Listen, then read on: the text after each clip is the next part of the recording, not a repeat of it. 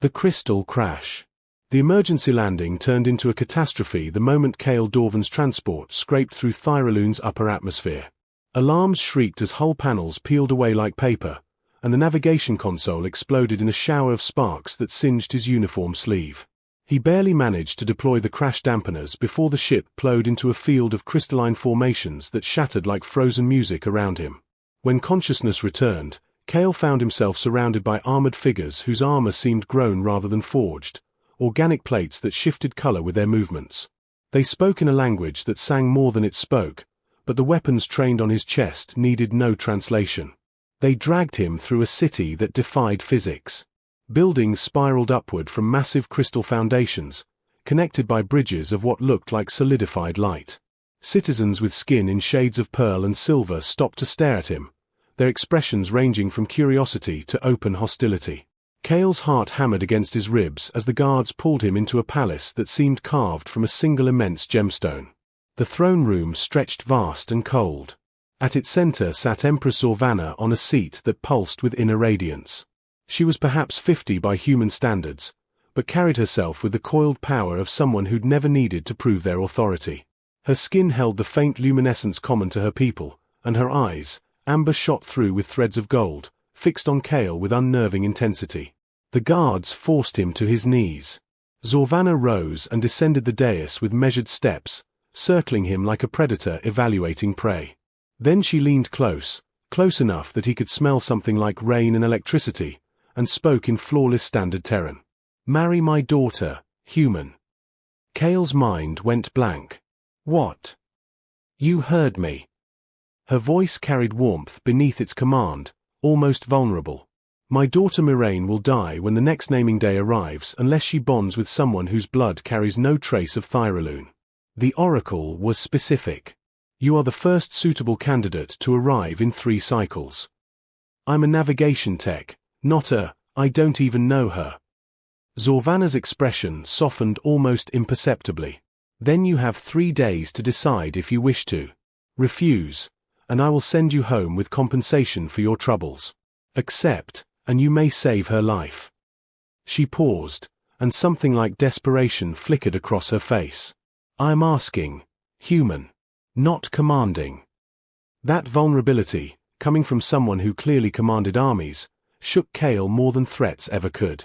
The reluctant meeting. Kale spent his first night in the palace unable to sleep, his mind churning with the impossibility of what Zorvana had asked. A marriage to save someone's life?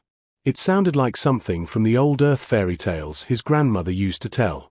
Yet the Empress's desperation had felt genuine, raw in a way that made refusal seem cruel. The next morning, a servant arrived to escort him to the Starlight Gardens, a place where, apparently, Princess Miraine wished to meet him. Kale dressed in the formal clothes they'd provided, feeling absurd in silk that shifted colors as he moved. The gardens took his breath away. Bioluminescent flowers grew in cascading arrangements, their soft glow creating pools of blue and violet light even in daylight. Crystalline trees chimed softly when the wind moved through them, creating harmonies that seemed almost intentional. She stood beside a fountain that ran with liquid that sparkled like ground diamonds. Princess Miraine was slender and graceful, her hair falling in silver waves past her shoulders. Her eyes were pale violet, and they held a sadness that made her seem older than she probably was. "You must be Kale," she said softly, her voice carrying a musical quality similar to her mother's. "I'm sorry for all of this." He approached cautiously. "Your mother said you're in danger." "The oracle spoke when I was a child. Every healer, every mystic has confirmed it. I won't survive my 23rd naming day unless I bond with someone from beyond our world." She looked away. "But that doesn't mean you should feel trapped. I've lived with this prophecy my entire life. I won't let it become your prison too." Her resignation touched something in him. "Tell me about yourself," he said instead. "Not the prophecy. You." Surprise flickered across her face, then something like hope. They walked together through the gardens, and Miraine began to speak, tentatively at first, then with growing ease. She told him about her love of botany, how she'd catalogued every plant species in the palace grounds. She showed him a flower that only bloomed when touched with warmth, opening its petals against his palm. I've spent most of my life alone, she admitted as they sat beside a pool reflecting the sky. Royal protocols, the prophecy, fear of getting close to anyone who might suffer when I'm gone. My mother tries, but she has an empire to govern. That sounds lonely, Kale said quietly. It is. Her fingers traced patterns in the water. What about you? What's life like out there, among the stars? He found himself telling her about his work, the beauty of stellar cartography, the thrill of mapping unknown systems. She listened with genuine fascination, asking questions that showed real understanding. When she laughed at his story about accidentally charting a space anomaly that turned out to be a very large, very annoyed space creature, the sound was like wind chimes. The afternoon stretched into evening. As they stood to leave, an attendant approached with Kale's meal tray.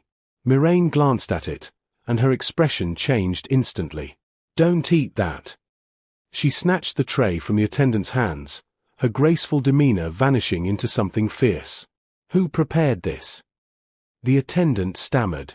Miraine lifted the cover, sniffed delicately, and her eyes went hard. Korith root. Harmless to us. Fatal to humans within minutes. She turned to Kale, and he saw both anger and fear in her face. Someone in this palace wants you dead. The realization hit him. This wasn't just about prophecy anymore. There were people who would kill to prevent this union. And Miraine had just saved his life. The bond begins. The attempted poisoning changed everything. Kale watched as Miraine transformed from a gentle princess into someone who commanded palace guards with her mother's authority, demanding investigations and posting protections around his quarters. In those moments, he glimpsed the ruler she would someday become, if she lived long enough. That night, Zorvana summoned him to her private chambers. Unlike the grand throne room, this space felt intimate, filled with books and star charts that reminded Kale of his own workspace. Chancellor Virex and his faction fear change, the Empress said without preamble. They see you as a threat to Thyraloon's traditions. But Miraine. She turned to face him, and her usual composure cracked slightly. My daughter has spent her entire life preparing to die. For the first time since she was a child, I saw her laugh today. Really laugh. That's worth more than any tradition. I haven't decided yet, Kale said, though even he could hear the weakness in his protest. Haven't you? Zorvana's amber eyes seemed to see right through him. You stayed with her all day. You didn't have to.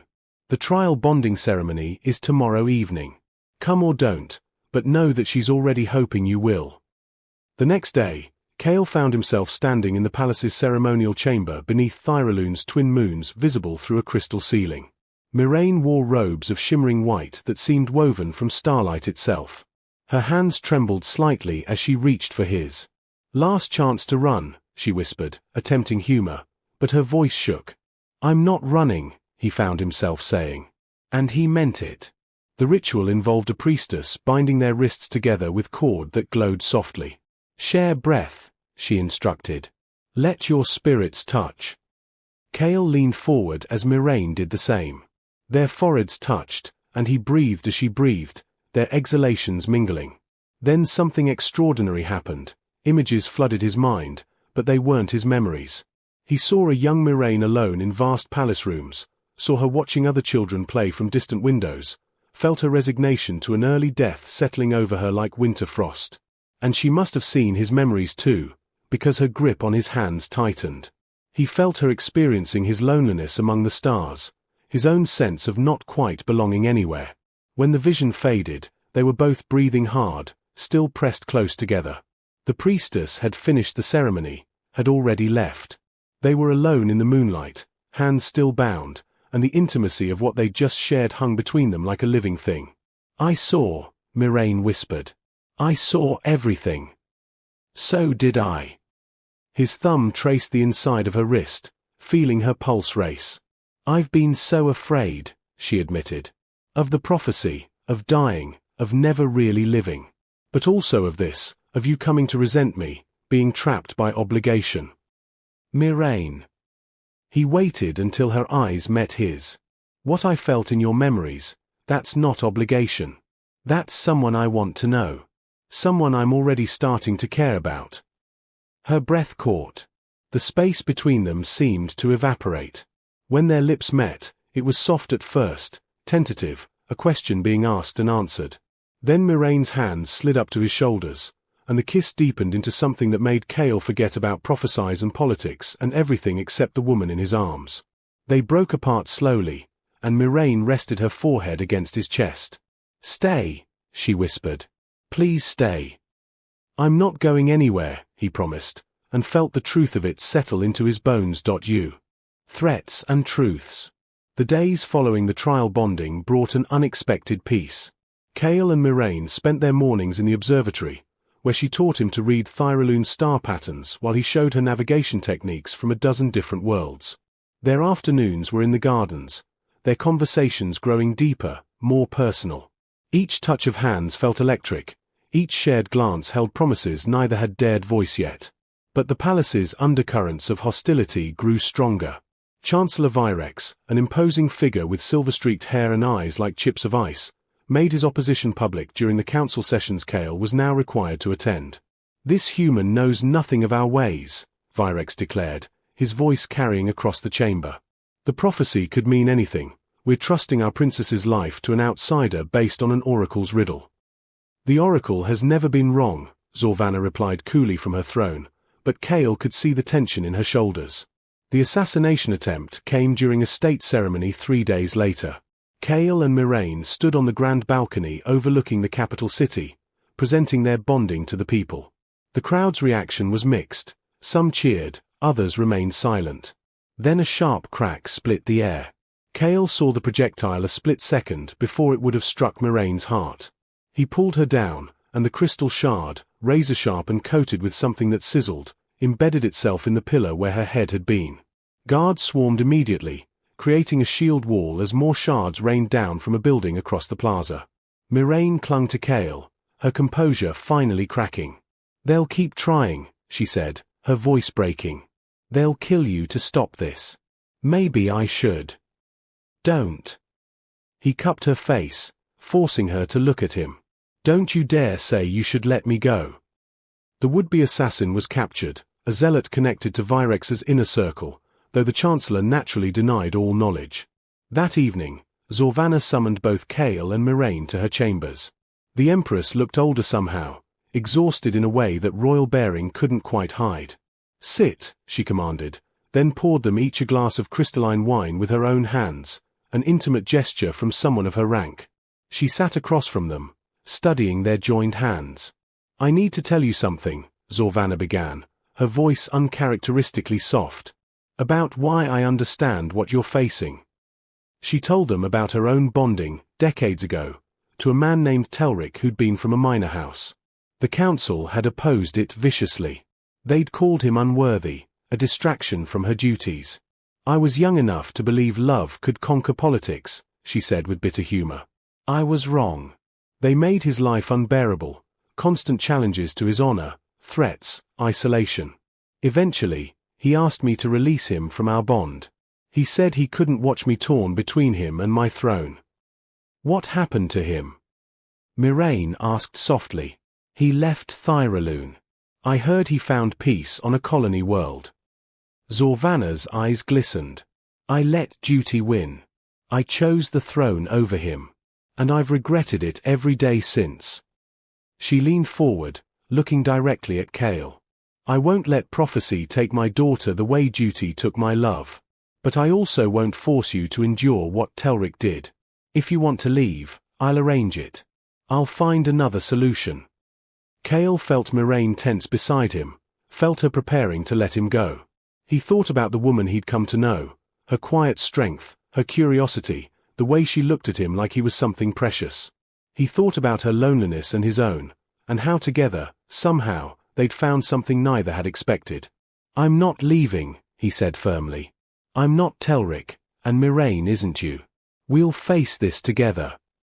Miraine turned to him, tears sliding down her cheeks. "Cale, I'm falling in love with you." "But this prophecy, these threats, what if caring about you is what dooms you instead of saves me?" He pulled her close, pressing a kiss to her forehead. "Then we're doomed together. I'm not going anywhere, Miraine. I choose this. I choose you. Zorvana watched them with an expression somewhere between grief and hope. Then we fight, she said quietly. All of us. Together. The choice of hearts. Mirain's 23rd naming day arrived with the force of an approaching storm. The palace hummed with preparation, ritual decorations, formal arrangements, and beneath it all, the tension of Chancellor Vyrex's promised challenge. Thyraloon law permitted any council member to formally contest a royal bonding before its completion. Vyrex invoked this right the morning of the ceremony, calling Kale before the full assembly. You claim the right to bond with our future Empress, Vyrex declared, his voice ringing through the chamber. Prove your worth. Demonstrate why you, an outsider who's been here mere weeks, should stand beside Thyraloon's throne. Kale stood alone in the center of the chamber, aware of hundreds of eyes on him. Mirain sat beside her mother on the dais, her face pale but composed. Zorvana's expression was unreadable, though her fingers gripped her throne's armrests until her knuckles whitened. I can't prove my worth by your standards, Kale began, his voice steady despite his racing heart. I'm not Thyraloonian. I don't know your rituals or your history spanning millennia. I crashed here by accident. Murmurs rippled through the assembly. Vyrex smiled coldly, sensing victory. But I can tell you what I've learned, Kale continued. I've learned that Princess Mirain spent her childhood preparing to die because a prophecy said she would. I've learned she's brilliant. She can identify 300 plant species by touch alone and navigate by stars I've never even charted. I've learned she's kind even to those who've shown her nothing but fear or pity. And I've learned that she's strong enough to face death with grace but brave enough to hope she might live. He turned to face Mirain directly. I'm not here because of prophecy or politics. I'm here because in the short time I've known you, you've made me understand what home actually feels like. Not a place among the stars, but a person. You. Mirain stood, tears streaming freely now. Zorvana didn't stop her as she descended from the dais and crossed to Kale, taking his hands in hers. You've given me something I never thought I'd have, she said, her voice carrying across the silent chamber. A future I want to live for. Not because of prophecy, but because of you. Their kiss silenced any remaining objections. When they parted, Zorvana rose, and her voice carried absolute authority. The bonding is sanctioned. Let anyone who opposes it face me directly. No one moved. Even Vyrex, for all his bluster, couldn't challenge the Empress's direct decree. The full soul bonding ceremony took place that evening under Thyraloon's twin moons. Unlike the trial ritual, this one was permanent, binding them not just spiritually but legally as partners. The priestess wound their hands together with cord that pulsed with living light as they spoke vows Mirain had taught Kale in her language.